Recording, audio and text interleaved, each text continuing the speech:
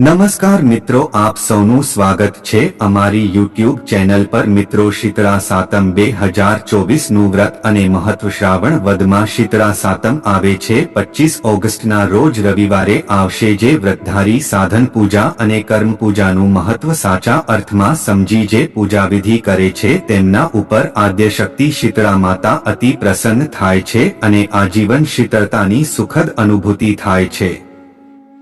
સાતમના આગલા દિવસને રાંધણ છઠ કહે છે।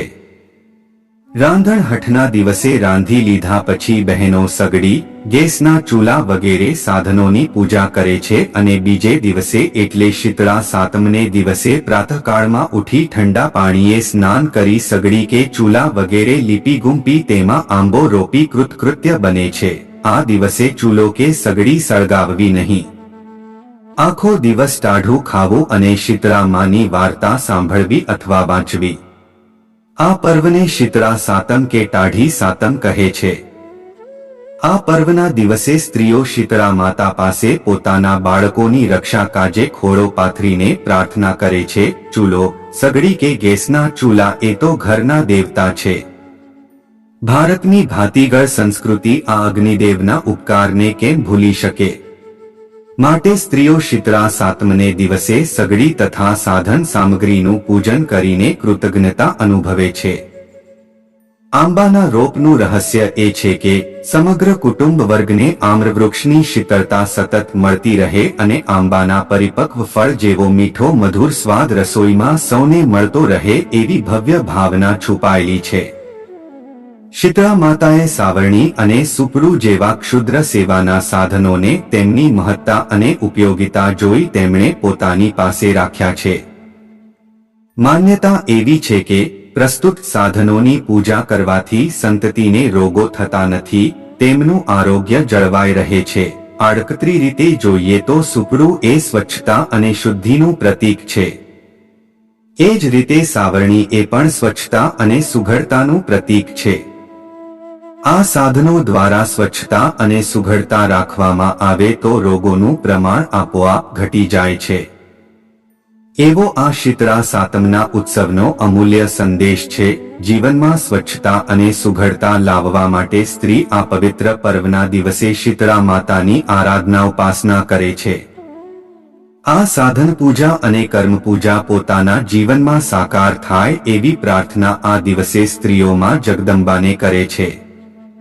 શીતળા માતાની ક્ષમા, સહનશીલતા અને ઔદાર્ય અજોડ છે। વ્રતધારી સ્ત્રીઓમાં શીતળાને આજના પવિત્ર દિવસે પ્રાર્થના કરી પોતાની મનોકામના પૂર્ણ થાય એમ ઈચ્છે છે।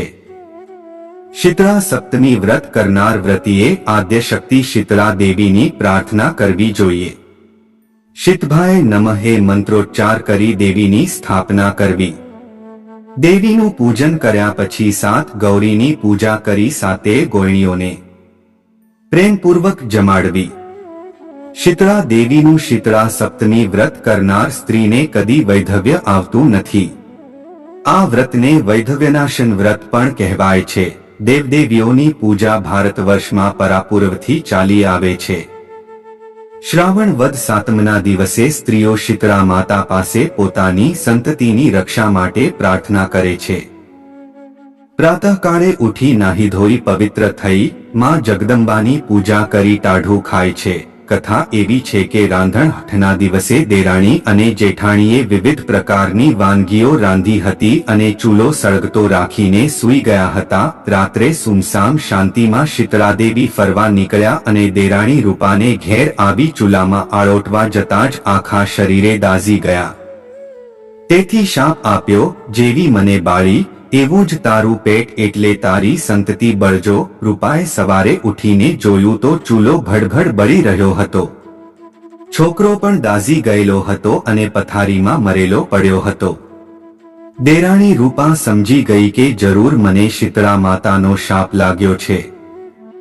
તે તો મૃત બાળકને લઈ શીતળા માતા પાસે ગઈ। રસ્તામાં નાનકડી વાવ આવી। આ વાવનું પાણી એવું હતું કે તે પિતાની સાથે જ માણસનું મૃત્યુ થતું। આ વાવને વાચા થઈ, બહેન તું માં શીતળાને પૂછજે કે મારા એવા તે કયા પાપ હશે કે મારું પાણી પીતાની સાથે જ જીવ મૃત્યુ પામે છે. ભલે બહેન, એમ કહી રૂપા તો આગળ ચાલી. ત્યાં એક બળદ માર્ગમાં મળ્યો. એની ડોકે પથ્થરનો મોટો ડેરો બાંધેલો. ડેરો એવો હતો કે હાલતા ચાલતા પગ સાથે અથડાયા કરે અને પગને લોહીલુહાણ કરી નાખે. બળદને વાચા થઈ. તેણે કહ્યું, બહેન, શીતળા માતાને મારા પાપનું નિવારણ પૂછતા આવજો. આગળ ચાલતા ચાલતા એક ઘેઘૂર વૃક્ષ નીચે એક ડોશીમાં માથું ખંજવાળતા બોલ્યા, બહેન ક્યાં ચાલ્યા? શીતળા માતાને મળવા.